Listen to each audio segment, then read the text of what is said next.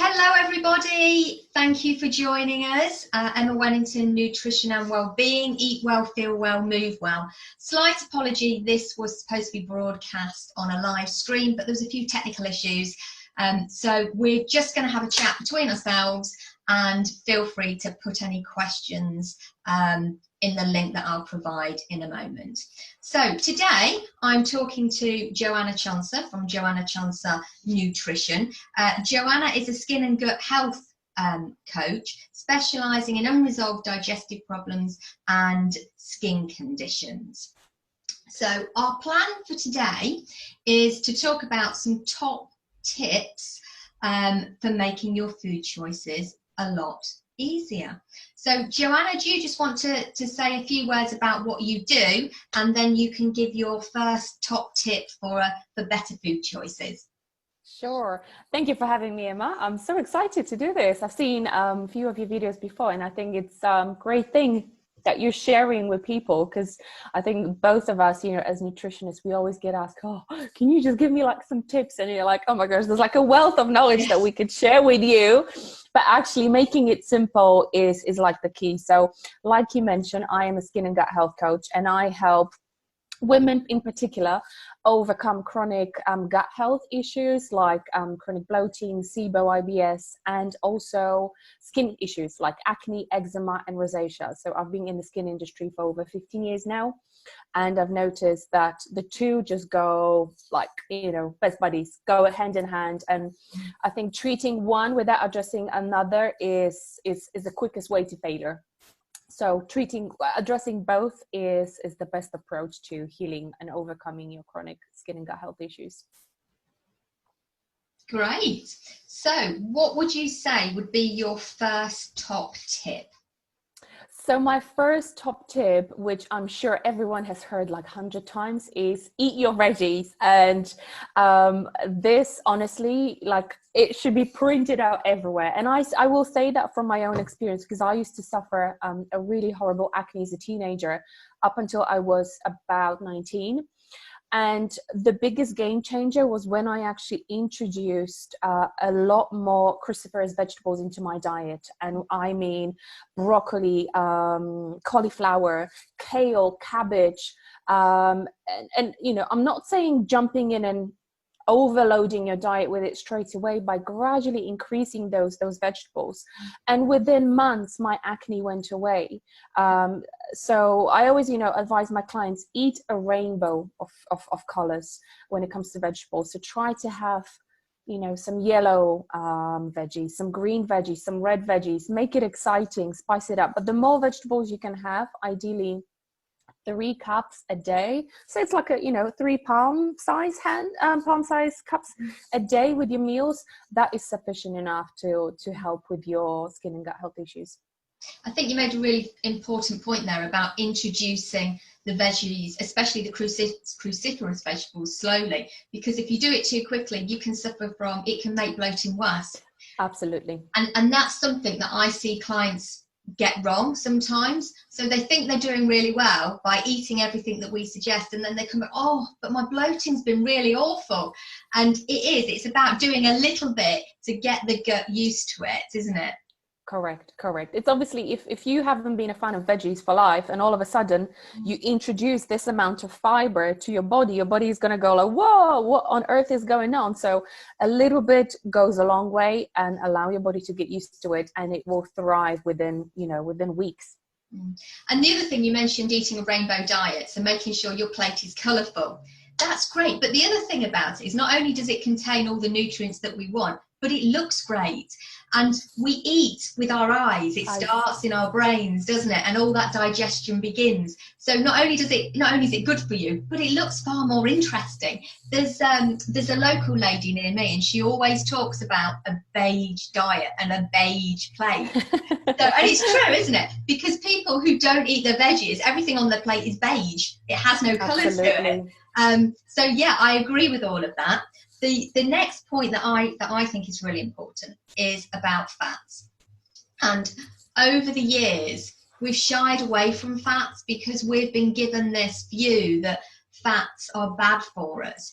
And that's been communicated, and I think it's slowly going, but I don't think the message is there completely yet. And Yes. the point about the fats is that there is some really, really good fats which nourish and heal our bodies, and we shouldn't be afraid of them. So the fats like your omega-3s, people will have heard of omega-3 fats, but it is so important to get those really nourishing fish oils inside us. Fish oils is a really good source of that. Now, vegans don't need to be concerned about that. Obviously, it's a challenge for them, but there are some really good vegan omega-3 supplements over there. Absolutely. I forgot it now.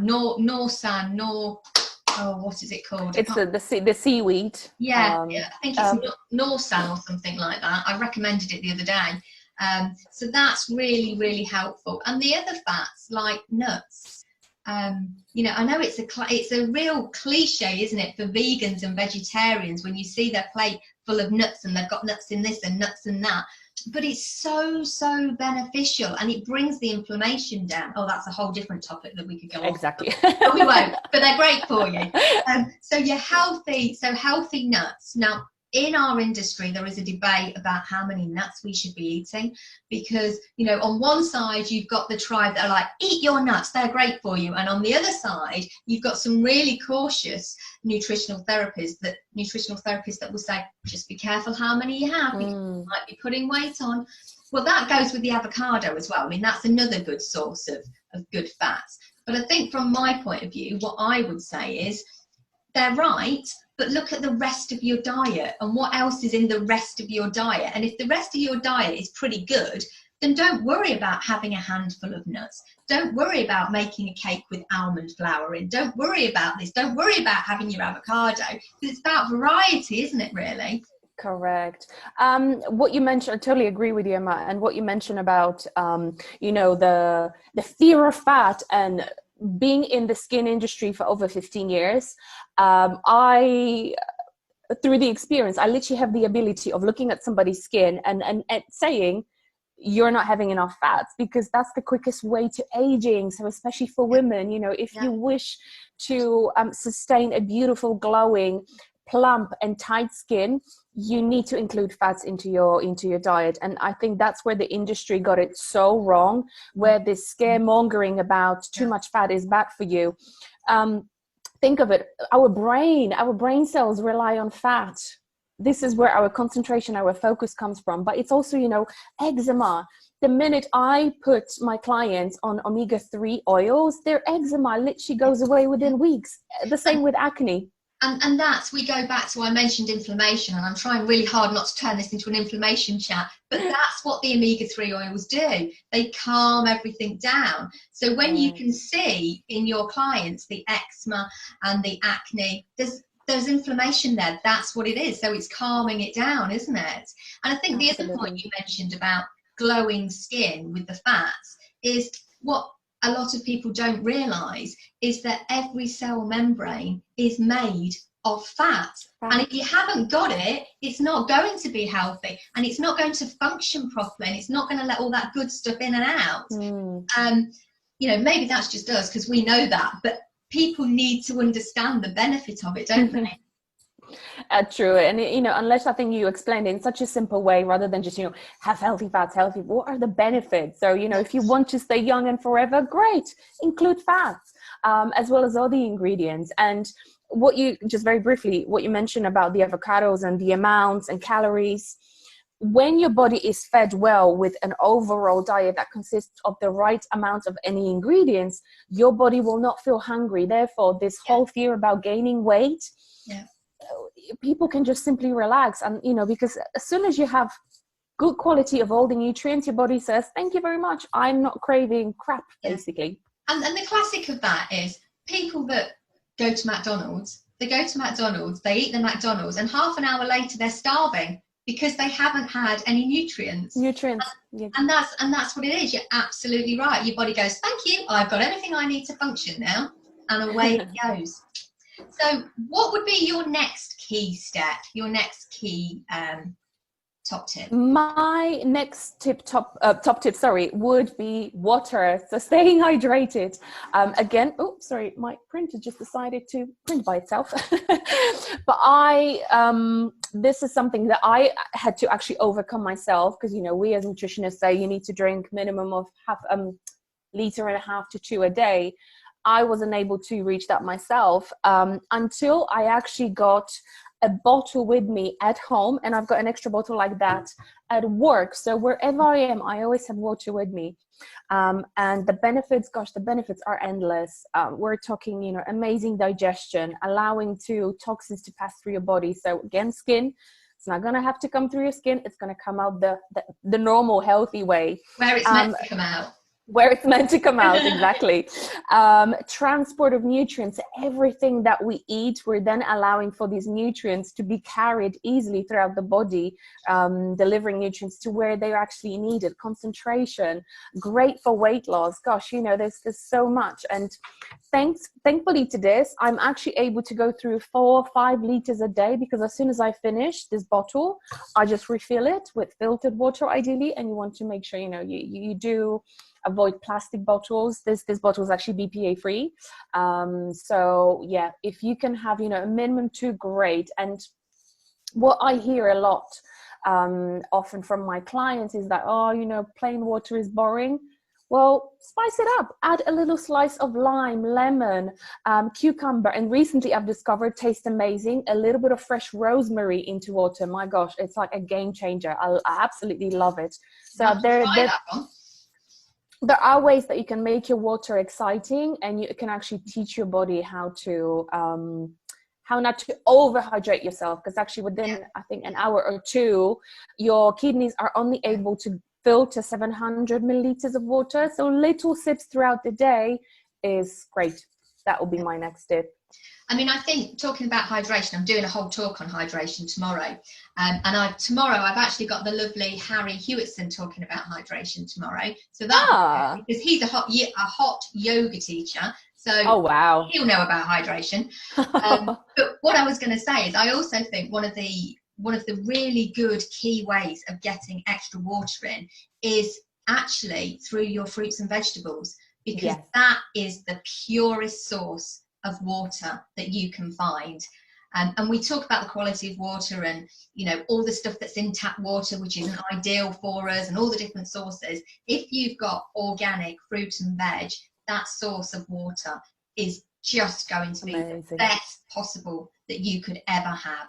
So yeah, I completely agree on the stay hydrated. And I think it's something that most people really fall down on, because when you think about how average people live, and the average and someone's average day, especially if they're having a high salt diet, especially if they're having things like caffeine, and the majority of the world still drinks caffeinated drinks. These are all diuretics. And the things we don't also take into account is what we're doing with our life. How much are we moving? What's the weather like outside? And we have to accommodate for that. So I think that's why guidelines for water consumption can be really tricky, because everybody's different. Every age is different. Every person is different. And you have to find your own balance, really, don't you? Yeah, I've noticed also quite often with clients who come to me with advice for weight loss, that whenever they say, oh, you know, I feel hungry all the time, 99% out of the time, their body is crying out of thirst. So their body is asking for water. And you'll find if you have a couple of sips of water, that hunger goes away immediately. So that's actually like the cheapest, quickest way to lose weight, is to have more water. Yeah, that's a good one, isn't it? Yeah. So the next top tip, I think, and this is my favourite top tip, and this is going to be my first Facebook challenge actually, is to cook from fresh. And this is my biggest top tip. Whenever I speak anywhere and somebody asks for a tip, my biggest tip is just cook from fresh, because whatever you're going to cook is going to be a lot healthier than what you would buy from the shop. Now, sometimes that scares the life out of people, because today I'm not convinced that people know how to cook. I'm not convinced that people see it as something they want to do. It's seen as a chore. It's seen as something they've got to plan in advance, which, yeah, all of that helps, but it doesn't have to be that way. So I always tell my clients really to, if they're going to cook from fresh, to start cooking the things they like to eat. Get into the habit of cooking that, and then increase it. So, you know, so for things like however many days you'd normally cook fresh already, add a couple of extra days onto that and challenge themselves, get it into a habit. And the reason why we want people to cook from fresh is because of all the only word I can describe is rubbish, all the extra stuff that is added into these foods that isn't natural. And the tip that I always give is, if you look at the packet and there's things on there that you don't recognise, then you're probably better to put back down, because those things are artificial chemicals which challenge our body, and when it challenges our body, it puts our body under stress. So just forget about it. Just start from the beginning and cook things that you want to cook. Correct. No, I totally agree with you, Emma, on this one. And when it comes to people actually not knowing how to cook, I think both you and I, when we're even practicing, you know, at our school clinic, I realized, you know, because I absolutely love cooking. For me, cooking is pleasure, it's joy. I feel like I'm actually, it's also what I teach to my clients is it's a way of showing yourself self-love and self-respect. It may sound cliche, but it really, really is. If you can do that for yourself, you're already, you know, halfway there on the way to success. The problem I see in the current world is we've been learned how to do this, click and it's delivered, and it's delivered. Which, you know, makes yes, easier when we're busy, but I think that's the biggest disconnection between our bodies and what our bodies actually need. And yeah, like you said about the ingredients, which is actually one of the other points I'm going to cover at the end. Oh yes, so it is. If you can't pronounce something, don't eat it. Or if it comes in a box and hasn't been grown, hasn't grown, not eat it in the simplest form. Do you want to, is there anything else you want to say on that? Do you want to cover that now while we're there? So that was the point, obviously, about avoiding hidden ingredients, and there's so many, but the two that I always say advise my clients to look out for is the sugar and salt, because oh boy, these are like the worst villains in the food industry. And people don't realize, for example, like a simple fruit juice is, I've actually got it here on the screen, 25 grams of sugar. We are talking 7 or 8, sometimes 9 cubes of sugar. That's insane. I used to be a huge addict. I used to love them. Starbucks coffee frappuccino. When I realized it was over 32 grams of sugar, I nearly felt sick. It was just no wonder I was on such a high from the sugar. Energy drinks, we're looking 28 grams.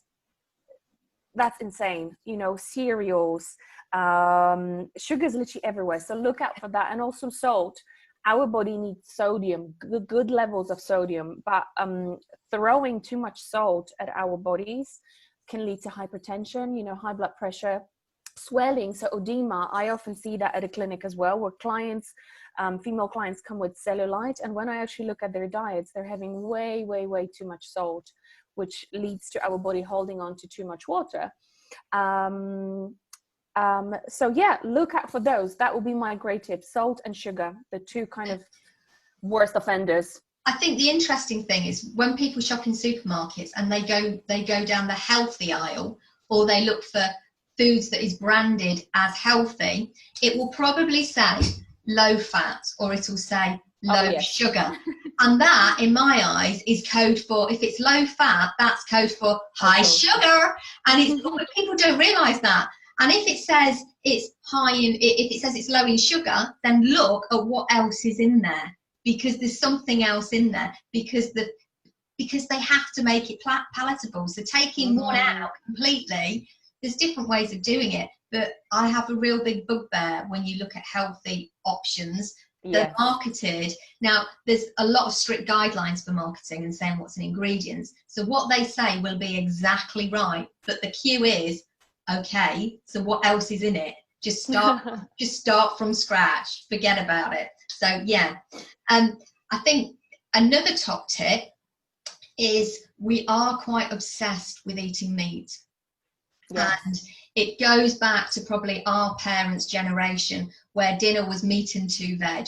Now, on the face of it, that's not so bad, but we don't have to have meat every day. Meat is a source of protein, which is unbelievable, but we can have other sources of it.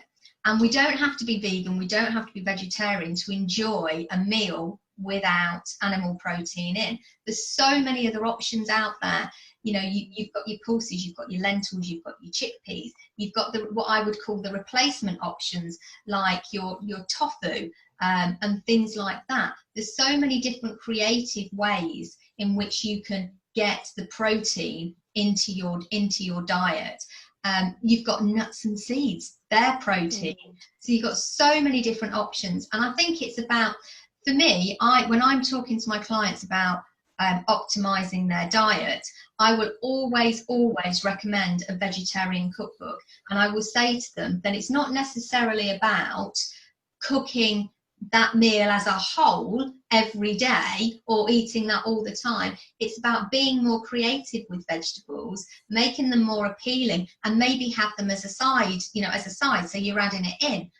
But there's no reason why that can't become the main part of the meal for at least one day a week.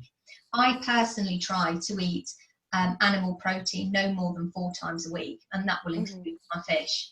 And it has been quite an easy transition over the couple of years. So I think that is a key tip. I think just to summarise that, it's about, don't be afraid of protein. You need the protein. You need to get it in your diet, because every single thing that the body does is based on protein. Everything. But don't have it to excess. Exactly. No, I agree. I went actually through a similar journey like yourself, where I've cut out a lot of red. Now I actually haven't had red meat for over 7 years, because I'm so in tune with my body. I can actually say what foods suit my body, which ones don't, and red meat is an absolute no. So the way I always put it out to my clients, because there's no one diet that I say you need to follow this, you need to follow that, but I actually teach my clients how to recognize and tune into their bodies and see, is your body loving chicken? Is your body loving fish? Or maybe not. Try it out. Maybe, if eating meat or an idea of not eating meat is so extreme, start with one day, one little step at a time. Even my partner, who's a personal trainer, and he's like, meat has to be on a plate. If it isn't on a plate, it's not a meal.